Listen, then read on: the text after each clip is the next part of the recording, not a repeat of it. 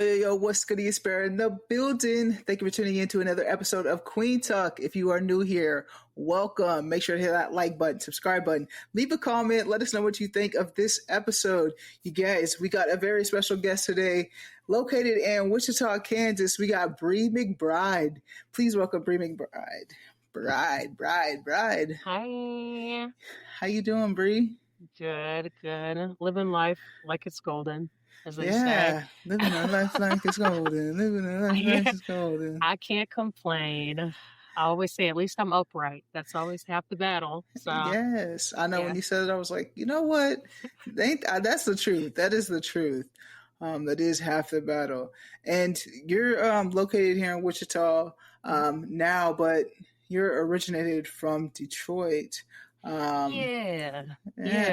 I've been living in Wichita for it's been almost 10 years now, which is wild to think about. Time flies, but I've got an aunt that lives down here, and Wichita is like a metropolis to her. Like, she has so much love for Wichita. So she's been trying to get me down here, or was, for a very long time. And then finally my mom, when I was like 18, 19, she was like, oh, fine. And here I am 10 years later. Yeah, 10 years is like, it's the same for me. Like, that's like the amount of time I've been here as well. What was your aunt saying about Wichita that was like, yeah, I want to come to Wichita? Really, it summed up to autonomy. So it was just the opportunity to come down here and do things on my own, figure things out. Back in Michigan, my mom was very watchful and mindful of kind of how I was doing. So even just the inkling of an idea that I could come down here and figure things out, like, that was enough for me. I could deal with everything else and being kind of slower paced. Because I know when I lived in Michigan, me and my friends, we thought Wichita was like, no tea, no shade, but we thought it was like cornfields. Yeah. Like nothing was happening down here. When I was on the flight down here, I remember looking out the window and I was like, oh my God, everything's so flat. Like, but it's not bad. It's fine. I love it here. Yeah, it is still all of those things. Like, it is very flat. You'll see the cornfields when you get in those rural areas. But you said before that Wichita is where like your life started. Yes. And so you speak of autonomy and being able to be free with who you are. Like, is that play a factor into that, like your identity and stuff, as into freedom? Or what do you mean by like, this is when your life started? It's more so just like, because before I moved down here, I struggled with mental health. Like, honestly, my sexuality was the easiest part of things. Like, my family was questioning me about it when I was like 7. Like, it started very early. And I was like, I don't even know what that is. Like, I don't know. I'm just trying to hang out. So me being gay and my identity honestly was like the easiest factor into it. Really, the biggest thing was just me kind of grappling what I was handling with mental health wise. And because of my struggle with that through my teenage years, that's why my mom had that watchful eye on me. And ironically, me coming down here and kind of flying the coop and being on my own is that last nudge I needed to grow past that and to learn how to, manage those emotions and manage those things and become increasingly emotionally intelligent. I had to have that autonomy, that space to do that. So that's more so what I'm referencing. It's just the moment I had that autonomy and that ownership of myself, to me, that's life starting. The moment I could make decisions and say, I'm going to do A, B, and C and Y, that's life for me. So, yeah. No, that's, I hear you on that. Like, the moment you're able to make those moves and stuff by yourself. I definitely hear you on that. When you say previously, like, if you don't mind, like mental health wise, like back in your teenage years, what did that look like? It was rough. And I have a sense of humor about it nowadays, but like I'm diagnosed with schizoaffective disorder, which the easiest way to sum that up is like it has factors of bipolar disorder and schizophrenia. So I had a lot going on at once, and that's a lot to grapple when you're, you know, in adolescence and you're just Right. trying to get through the basics of hormones and things like that. So that was a serious struggle for me for a long time up until I moved down here. So yeah, sometimes things will get real, but Yeah. you know, Were you um, diagnosed at a young age? I guess depending on how you look at young, I would say my journey with like, um, hospitals and things like that, like mental health hospitals, psych ward and stuff like that, started when I was like 14, which I guess in hindsight is pretty young. But they went through a bunch of different diagnoses before they finally came to schizoaffective disorder when I was like 16 or 17.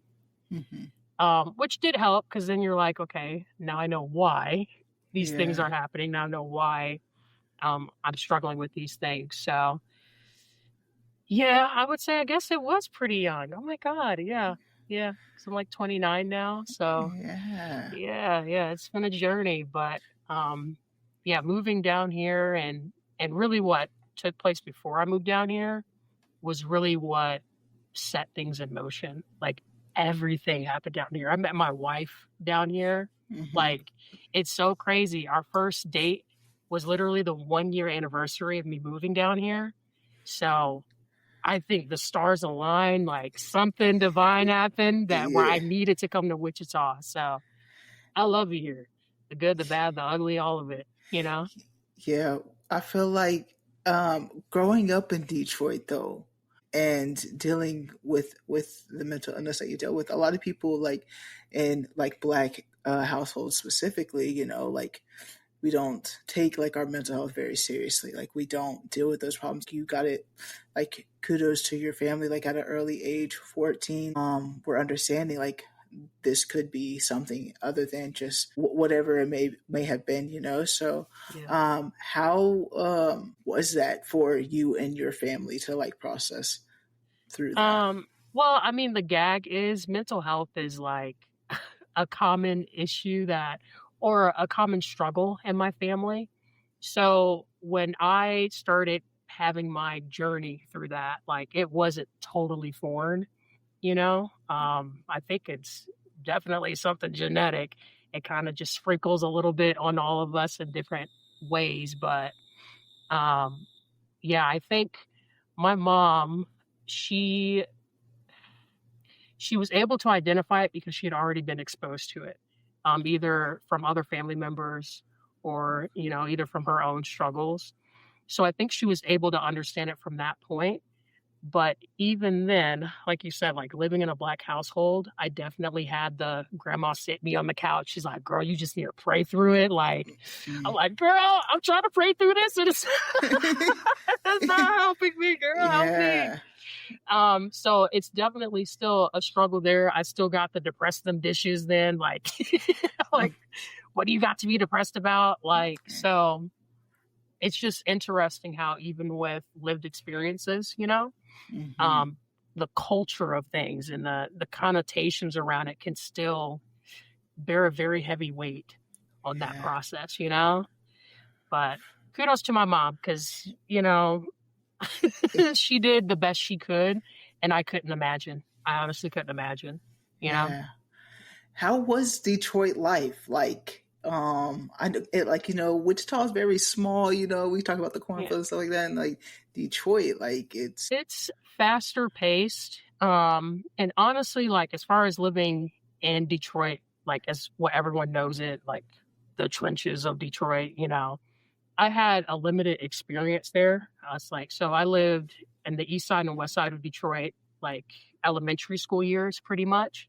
And then my mom booked it out to the suburbs. So, but even in the time I had living in Detroit, like I, I had experiences where I can see how difficult living in that environment and staying in that environment can be. We moved out of one of our houses and they found a dead body across the street. We moved, to West Detroit, and my mom was pregnant with my sister, and our car kept getting stolen. I mean, like clockwork as soon as she got it. So things like that. And even just like the resources, when I moved to the suburbs, I was learning things in class that my aunt, who was in high school in Detroit, was like, "Oh, you guys are already learning this stuff, eh?" It's like, yeah, this is what redlining and all those weird freaking, policies does to, people who really have no say in it. So, but outside of the sad stuff, it is like a lot more faster paced, just a lot more options food wise, and it's just a bigger city ultimately. Yeah. Yeah, it is like you said. That is like we said it previously. It is sad, but that's real. That is so real, and like you even see that here in Wichita, though. Mm-hmm. Like you definitely see the segregation here in Wichita of the redlining and the resources over there. I was just recently trying to look for fireworks stands, and I was like, "Oh, I'm over here in this area. Like, let me try." There was none in that area, and then you go over to, and then you see one like on every corner. And I'm just like just like the littlest things you see, just like don't get, they don't get the resources for this stuff. So even the food desert, you see, like the north side, it's like, dang. They used to have the one Save-A-Lot, and then that is gone. Slowly went away. Went away. Yeah. Do you feel like Wichita is going to be like the place now, like for you? And you said you got a wife too, so like I'll actually want to talk about that. Your wife, you met her 1 year anniversary of moving to Wichita, and how long have you guys been married? We've been married, it'll be 5 years this year, and then we've been together, it'll be 9 years in December. So oh my gosh, it's been a long time. Yes, Thank it you. has. Yeah. And so where did you guys meet at? And let me just say, this is Black love, Black lesbian love found in Wichita. Like that needs to be noted. That needs to be noted. We need a statue or something somewhere for sure. Where did you meet her? So I played music. As soon as I came down here, I started playing music anywhere I could. And one of those places was Bar Coffee House. And she caught me playing a set there. And then she was just kind of low key digging me. We didn't really talk to each other, I remember there was one set I played where I covered a song she really liked. I'm trying to remember what it was called. It's by Spooky Black. I can't remember what it's called though. Oh my God, she's gonna kill me. But I covered it, and it's called Without You by Spooky Black. And only I would do an acoustic cover or something like that, but I did. And she was like, "Oh my God, I love that song." And then that was kind of like what kept her in the back of my mind. And we ultimately didn't end up speaking until we matched on Tinder. And what's crazy is I remember, do you swipe left or right? It's been so long, but I swiped the good direction on Tinder, and I was like, there ain't no way she's going to like me. Meanwhile, she's at work and she sees it and she's like, "Oh my God, y'all, look." So it was crazy. We actually ended up getting married at that coffee house that we met at. Oh yeah! Shout out to Angelo because he made it happen. Like while people were navigating the pandemic and everything, like we had to do it as safely as possible. But yeah, we got married at that same coffee house. That's dope. That's dope. Congratulations. That's awesome. That's a cute love story. That's a cute love story. And you got married in 2020 during COVID. Is your wife from here too? Yes. Yeah. She's born and raised in Wichita. She's very like family oriented. So that's what's kind of kept us rooted in Wichita. Because I moved around a lot as a kid. So I usually want to hop wherever I can and move somewhere, new. But my wife has such a profound love for the family that she has here and having that family dynamic that, it was just something that I agreed, it's valuable to you. I'm going to make it valuable to me. And really being with her has made me a lot more family oriented even. So But yeah, we're going to Good. be sitting tight for a little bit. Yeah, hey, I'm not. That's all right. I feel like I don't know. Wichita and I, like, I'm trying to figure it out. To be completely honest with you, Bri, I'm trying to figure it out. Like, A little torn. yes, I Yeah. am, because like, as you've seen, like, we just had the Pride event, right? And Hmm. it's like, before that I was in DC at Black Pride, and like, just the compared to the two, it's just like, man, like, this is what I'm missing out on. Like, I'm missing out on this. Like, could be my everyday life. Like, this could Yeah. be my everyday life. Um, but it's like, I can create that here in Wichita, Hmm. I guess. Yeah. But it's like, Yeah. okay, are people really gonna mess with it? That's the thing too. Is like, okay, are people really gonna? I don't know. So I don't know. That's why I'm torn. I'm so torn, like, for Yeah. real. It's, Because like I think it's meeting, worth the effort, you know? yeah, like meeting you and your wife, like those are like the connections that I'm trying to make, here in town, to like Yeah. network with and stuff. So yeah, like doing this podcast, it's allowing me to do that too. Just like Yeah. meeting more people and like stating my mission, getting your stories and connecting that way has definitely helped out. So we're doing something right. Like, we're, Yeah, I yeah. think so. I think because I feel that sometimes too when I go to Dallas or Houston or Denver, I'm like, oh my God, wow. But it's also really great to see even the growth of that in Wichita. Because I tell you, like, this year's Pride was vastly different from the Prides I've been to years prior to. And I think that was even more rewarding than if, you know, I was in Dallas or I was in Detroit where they have a big, massive Pride every year, you know? Mhm. It just made me like proud, like, oh, look at our little community, like we're doing our thing. Like it builds like this loyalty, you know?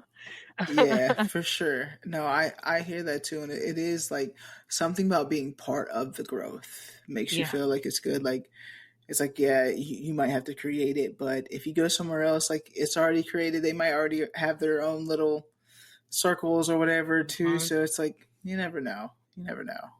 Um, but you and your wife, you're obviously going to be here, and you just said like they're family oriented, so their love for your guys' love is like unconditional. They don't have any problem with your guys' relationship at all.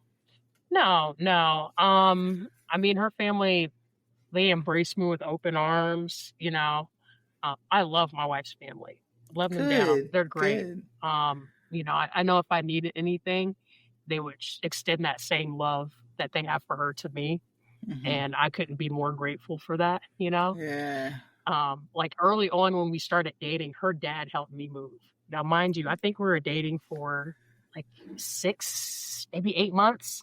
She's like, "Hey, Dad, can you can you help my girlfriend move?" He's like, "All right, baby." He just got this truck and helped me move. That's So awesome. That's yeah, good. it's they've always been just so welcoming. Sometimes it's a little tricky because my family's so spread out for her to build those connections. But I know my aunt down here loves her. She passed like my aunt's test from the Hmm. get go. You know, I remember showing her pictures. She was like, "Oh my God, this is it." I was like, "I know, girl." I'm like, "I know." So, That's good. yeah, no problems on that front whatsoever. Yeah, I and liked it. that's good. Like, when the family accepts it, that's when you know, like, you're doing Uh huh. something right. You're doing something right. Yeah, yeah. Is this like your first relationship that you've been into, or like prior to this, like, had you been in relationships before? Uh, Prior to it, I had been. I guess to me, I've only been in two relationships, which it sounds scandalous that I worded like that. But to me, I've been in two relationships. My first one was back in Michigan. I had a girlfriend in high school. We were together for 4 years. Okay. So that was my first relationship. Super toxic, super crazy. So this is definitely a 180 from that. But I don't know. I'm just like a glutton for monogamy and like tying myself down. I'm like, Hmm. yeah, like lock me in. Yeah. You Like, I know? mean, when you know, like, Yes. if I feel like once, especially if you've like experienced like this toxic relationship already, like, okay, that's not that, you don't want that. Like, Yes. things have to be better than that situation too. And especially as we get older, we do, like, we know what we want a little bit Yeah. more, and what how we need to receive the love. So it does make a Yes. difference.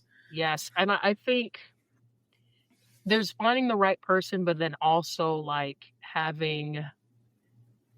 being equipped with the skills to foster that love with the right person. Sometimes you meet the right person, and I'm just saying this in general, right?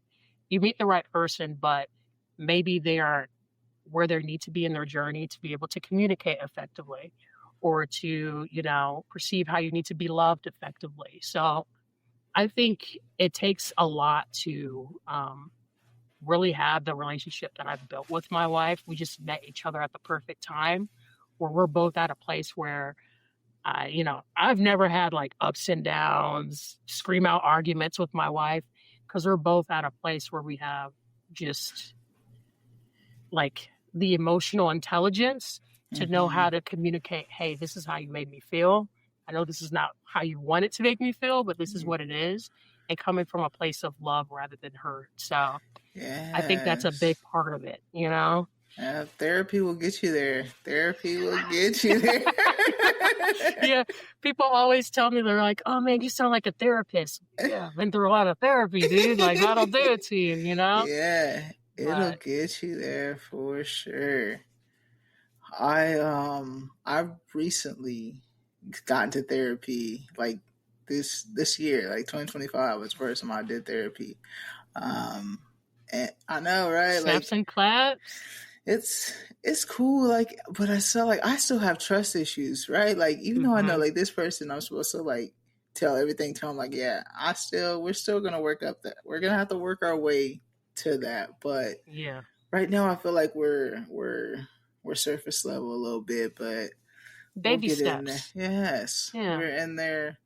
Someone I feel like I can talk shit to, and like literally just word vomit to, which I Mm-hmm. don't do that often, like at all. So, Yeah. um, No, I feel that. I feel that very kind of reserved. Sometimes people tell me I'm hard to read because I'm very like compartmentalized in that way. So I feel that. speaking of like hard to read, I would say like you're such a unique individual. Like, um, y'all, if you didn't know, Bri is an artist, like a musician, and like, yo, when you started singing, I was like, no way. Like, Yeah. no way. Like, I would never have guessed that. Like, I was just like, I was like, you definitely, I love your style. Like, your Thank sound you. is just, it's, if you stay consistent with it, Yeah. there's no doubt that you won't catch a lot of people's ears and eyes for sure. That's what I'm trying Um, to, that's what I'm working on, what got you started into music? How long have you been in music? A very, very long time. I think I've started seriously writing music when I was 13, which is super cool because I held on to all the voice memos. So if you ever want to hear terrible guitar and terrible lyrics and like a 13-year-old Bri, I got it. But music has always been kind of like interwoven in my family. My mom sang backup for Barry Manilow, back in Okay. the day. I don't know much about Barry Manilow, but I know I, people know who he is. I don't know much about, but I know like that name. Like the Yes. name is sounds very familiar. Yes. So So she did that and she loved singing, and every family get together was karaoke. So like, and we did not mess around. Everybody, you gonna pick a song. If you don't want to sing, we don't care. You're gonna pick one song, you're gonna sing it. Like, so music has always been just a huge thing in my family. I got an uncle that has a studio back in Michigan. Like, it's kind of like in my blood, I guess. It sounds yeah, so like yeah. cliche. It's in my blood, uh, but yeah, it's always been um, a huge focal point in my family's music. And Yeah. you said you picked up the guitar like at a young age, and teenage years is when you started playing that. And then when did you find your voice? Like, Oh my gosh! So when I was a little girl, like I remember people like perking their ears when I would sing and be like, "Okay, girl." I didn't think anything of it though. I was yeah. just like, "Okay, I'm just doing my thing," And it never registered to me that I could sing until high school. Because I took a class called Music Seminar, where you practice your own instrument and then you perform for the class at the end of the week. So I did my performance, and the choir director was like, "You, come here." I was like, "Oh, okay." He's like, "I need you in choir now." All right, well, let's do it. And just starting to get feedback was when I started realizing, like, oh my God, I might be good at this. I might be pretty decent at this, I think, you know? Yeah. But I think because I never really registered it until, to me, kind of late, I never really take myself too seriously about it. You know, on an internal level, yes. But as far as like when I'm performing somewhere, I'm not, you know, I'm about to blow you all out the water. Like I'm just here to have a good time, you know, share my gift with you guys and hope you guys like it. So, but where do you want to pursue this? Like, is this a dream of yours to like make music a career, or is this just a hobby that you're doing just for fun? I would love to make a career out of music. And me, I'm naturally humble. So like, I don't need to be selling out stadiums and getting millions of dollars. If I could even just make a living with music, that is satisfying enough for me. That's validating enough for me. So that's ultimately my goal. It's just a matter of me staying consistent with it. Because I've been gigging and stuff on and off the 9 years that I've been down here, 10 years. So just staying consistent is the key. Do you feel like you're there to where you are going to be consistent, or what? Yeah. I think it was turning 29. I think that's I was where I was say, like, what clicked for you? Yeah, I was like, oh my God, my 20s are about to be over. Like I got to make something shake, which it's 30 isn't, you know, my mom made her 30s look lit. So I'm not scared of 30. But something within me was like, okay, I feel like I've reached a point where I know what I want to do. I know what I need to do to get there.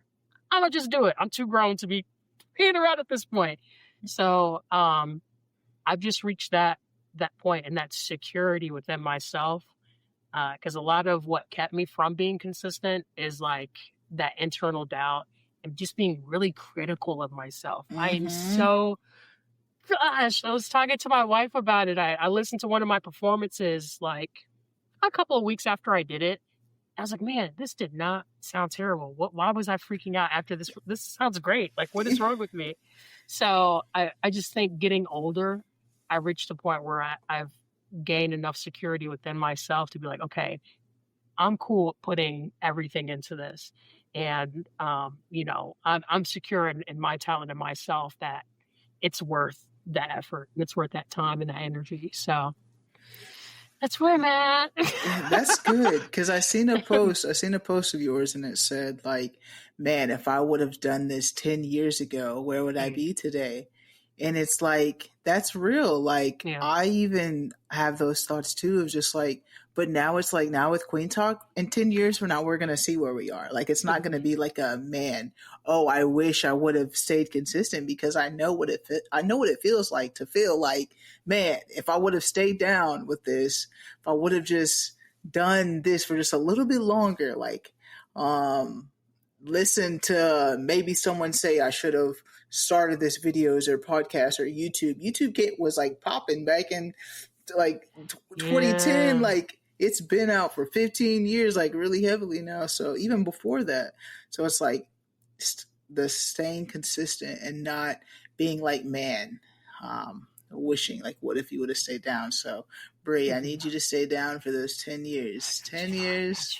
I'm locked in. Yeah. I got it. Yeah. What are you doing to like hold yourself accountable though?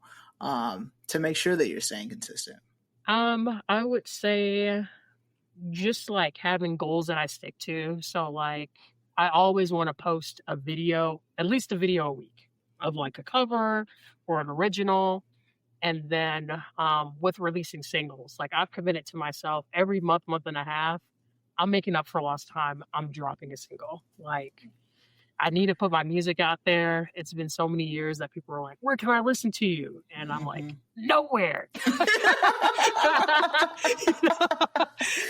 but thank Yeah. you. Like, Yeah. you And know, you see like how easy it is to put your music out there. Like yes. it's not that hard to put your music out there. Yeah, I just click a couple of buttons and then bam, it's right there. Yeah. If only. Yeah, But we're and here now. new single stuck out right now by Bri.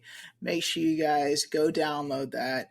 It is on anywhere you listen to your music, Apple Music, Spotify. I listen to Apple Music. That's what I listen to, and I know what's on Yeah. there. It's on Yeah. there. It's called Stuck. Make sure you guys go check that out. I like I said, your sound it's so unique. Like I love it. I love it, Thank you. and I love like the goal setting that you do. It's like making realistic goals for yourself.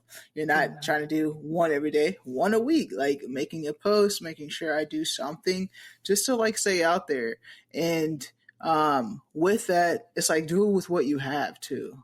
Um, I think when you mentioned just being very critical of yourself, I was doing that too much personally too for me, and I was like, after I see like some of the people that I'm listening to, whether I'm like trying to learn from them, they're millionaires making money doing this. I'm just like, sometimes their audio is so bad, but I'm still tuning in just because I'm Yeah. trying to learn or I identify with them. Like it's like sometimes their videos aren't the best quality, but I'm tuning in because what they have or something I identify with, and it's interesting. Like it doesn't have to be this perfect thing, and I think that's what like makes it so good for like people like us now is because like if you scroll on TikTok, if you're scrolling on Facebook Reels, whatever you're doing, you realize it doesn't have to be perfect. Yeah. You can see that you're still watching whatever you're watching.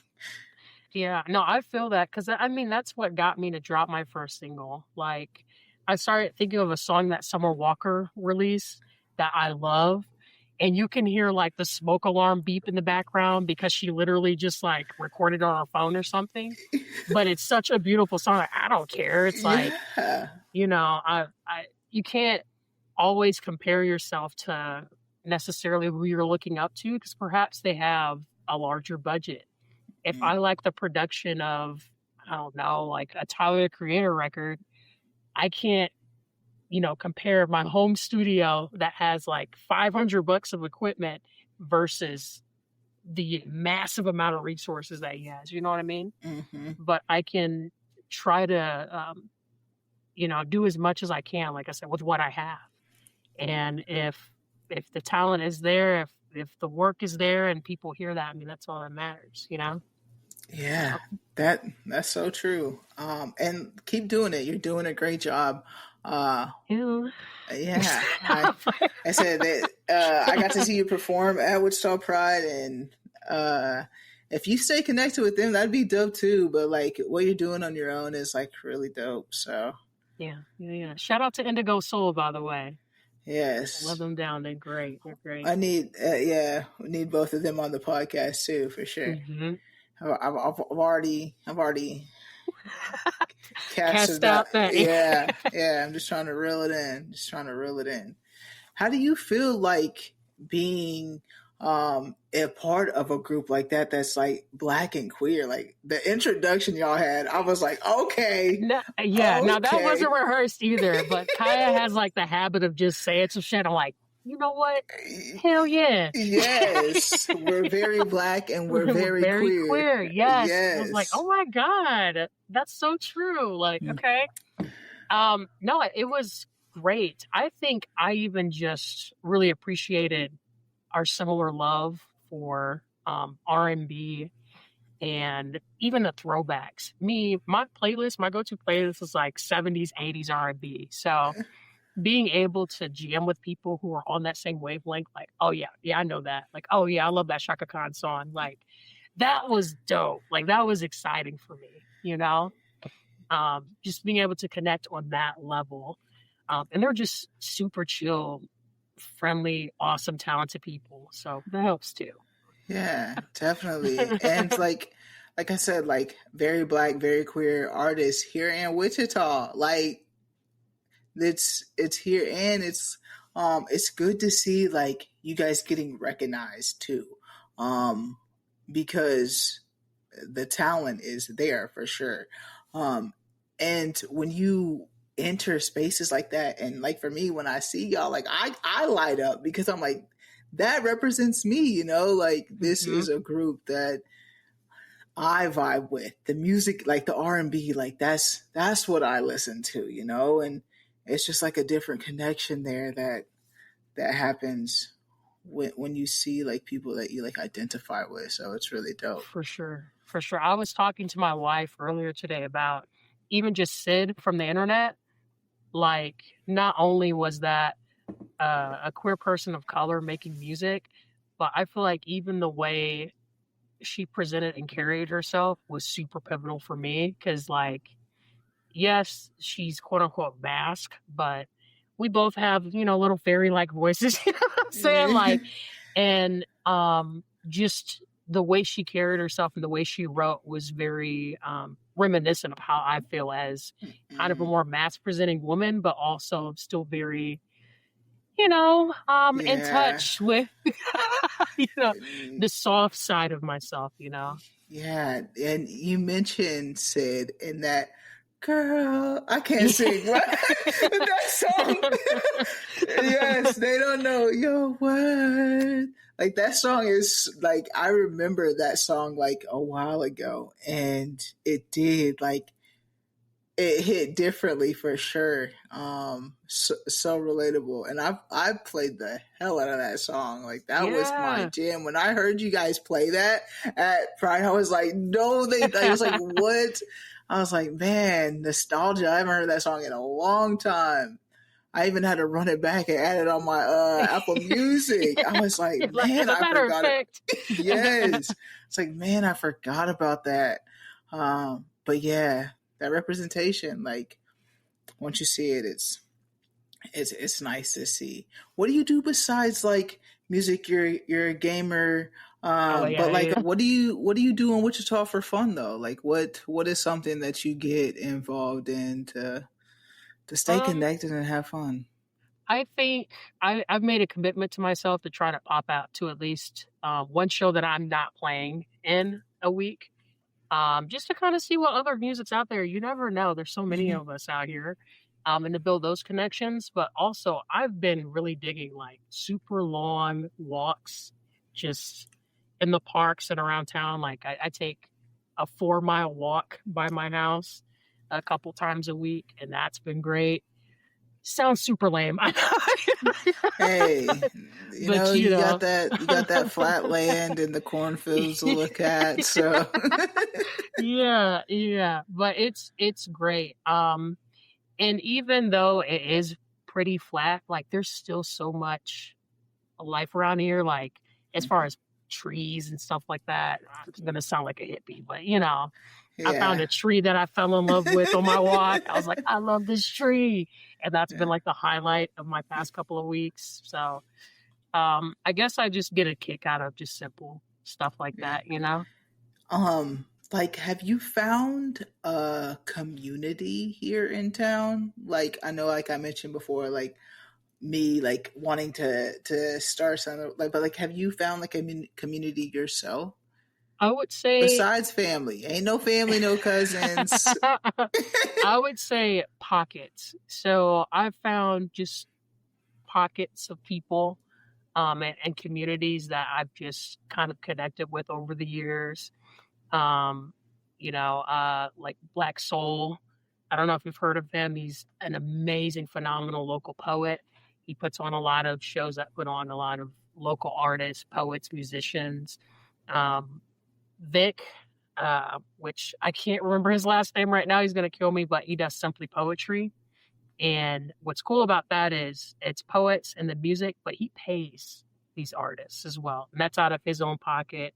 So just like little pockets of communities that I kind of poke my head in, and then veer out. But as far as like a massive, like consistent community, that's kind of what I'm trying to foster at this point, especially as I'm, growing as a musician and trying to be consistent. What I've found is what has been most beneficial for me as far as staying consistent and challenging myself is making those connections. It is jamming with other people, getting outside of my comfort zone. So I'm Yeah. looking to build that community, you know? Well, you might be a candidate of mine then. They're like, say less. Yeah. Because I'm just trying to like get a feel out too. Just like am I the only one searching for it? Like, is this a thing? Like, I mean, I'm in my 30s, you're close to 30s, just like finding friendships and relationships during that age and like networking.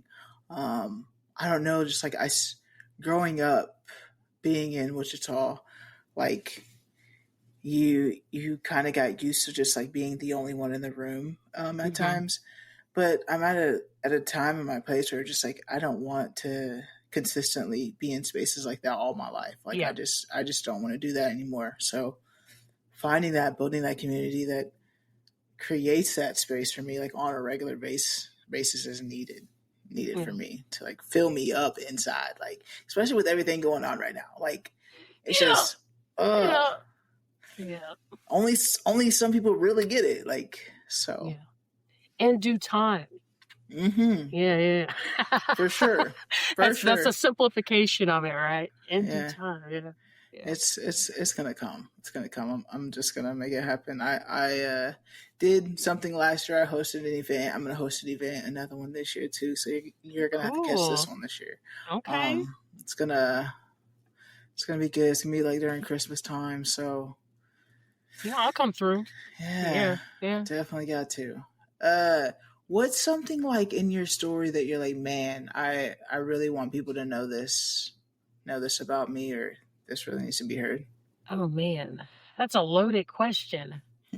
Something in my story that people need to know. I think I kind of already touched on it because, like I said, probably the biggest, I guess, factor in my life that I had to handle was like the mental health journey and just becoming increasingly cognizant of how I was navigating the planet, navigating things. I think of all things, I'd like to just be a representation of like, you may be struggling now, whether it is mental illness or maybe it is people that don't really vibe with your identity or they don't understand it. But it's not the end all be all, you know? And, everyone has kind of like a journey that they navigate. And I would just end my story and just getting past my diagnosis and really learning how to become, I feel like it's like a buzzword for me, but emotionally intelligent. Like my life has improved significantly since gaining that emotional intelligence. I just, even when it's tough and when it's, rough, because I've had a rough couple of months, with some family stuff and some personal stuff. Just having that to fall back on and kind of recenter myself. What gets you recentered? Like what helps you get to that space? I would say probably like meditation. And then I have a grandmother that passed away when I was 13. And sometimes when I'm meditating, or some might even call it praying, like I feel like I'm connecting to my grandmother, and that really like brings me back down to earth. And especially when things are just really, really wild, really crazy, just things one after another, just thinking of like the lineage that brought me here and the strength of Black women that brought me here, that also surrounds me. That's what I look to. I'm struggling because somebody rear-ended me on the highway, and I've got some family stuff going on. But my grandmother survived Jim Crow, Alabama, so you kind of like, if she could do that, I can manage. And no matter how hard it gets, it took all of that endurance and all of that strength for me to be here. All that culminated into my existence. So that's what really grounds me. I feel like that was really melodramatic, but but like it's like all about perspective. Like it is. And when you mention like that, like what our grandparents had to go through and stuff like that. Um, it does it does make you, thankful for what you do have right now. It's like, yeah, you can keep pushing through. You can Yeah. Well, you we can can keep make it. pushing through. Yeah. Yeah.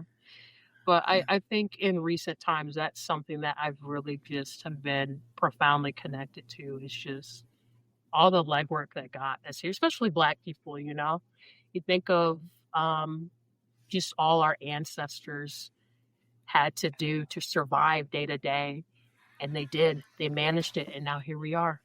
You Right, know, yeah. I had yeah. a guest in the past say Black indigenous people of color ask your grandparents, your ancestors what they what they've been through, because literally if we're here it's like a miracle because of Mhm. just everything that they had to endure to get us to this point. So yeah, I hear you. I want to thank you for being a guest on Kueen Talk too. I Sure. You signed up. I met you a year ago at Oh the IC. yeah, My yeah.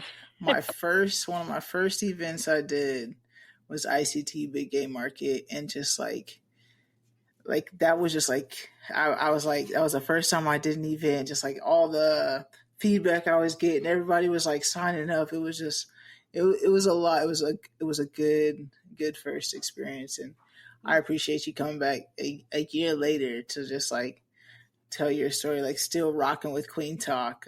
So I'm obviously doing Yeah, something nice. and I listen. And I'm not just popping in because I do listen to the show. So I really do appreciate what you're doing and the community and the space that you're cultivating, because it is significant and it is meaningful. Yeah, I appreciate So that. I shout outs appreciate to you. Yeah, I appreciate that.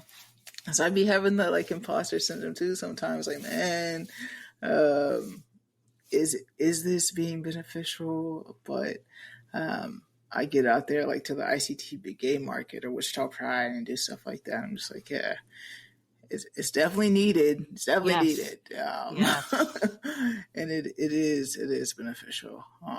But yeah, so just thank you for rocking with me. Thank you for listening into and being a guest. I really appreciate it. What advice would you like to leave the audience with? Anything you would like to leave Oh my gosh, this is so oh my gosh, some advice. Um, this is gonna sound really cliche, but just straight stay true to you, you know? the There's gonna be a lot of outside forces that are gonna kind of threaten to impact how you navigate your journey and this authenticity of how you navigate that journey, but just stay true to you. Best you get. Yeah. Yeah. How did you stay true to you, and how are you continuing to stay true to you? Oh, well, to some people, it's kind of a bad.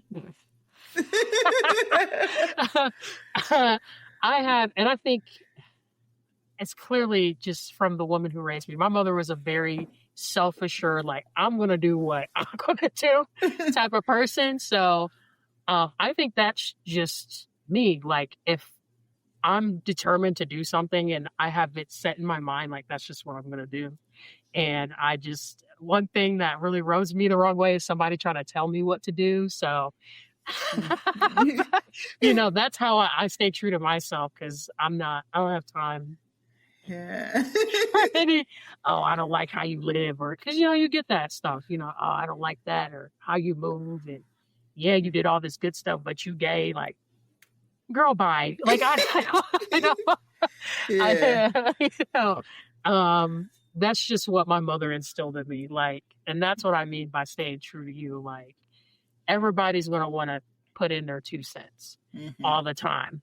But that doesn't mean it's worth anything. You know what I mean? Yeah. Yeah, I like how you said in your bio, you're I get through most things, and that's by minding my own business, and it's worked great thus far.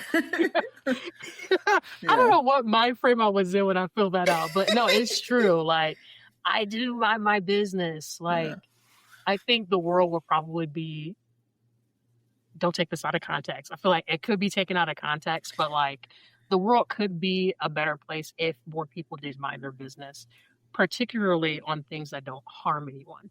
Mm-hmm. You know, Yeah, I think, that part. yeah, When yeah. things don't harm anyone. Yeah. Yeah, yeah, yeah. Yeah. Like, you're upset because of how someone identifies or how they carry themselves or their pronouns. That all can vanish if you just mind your business. You got Yeah. kids to feed, you got a mortgage to pay. Like, Yeah. there's other things that are demanding your attention, you know? Yeah. That's So, for sure. Yeah, mind that damn business. Mind your mind your business. business. That should have been like, yeah, yeah, that's the advice I have for everybody. Just Yeah. mind your business. Yeah. Yeah. Yeah. Yeah. Well, thank you so much again, Bri, for coming up and being a guest on Kueen Talk. You guys, I hope you enjoyed this episode. Bri, like, make sure you guys check out Bri's single called Stuck. Like I said, it's on all music platforms you can listen to.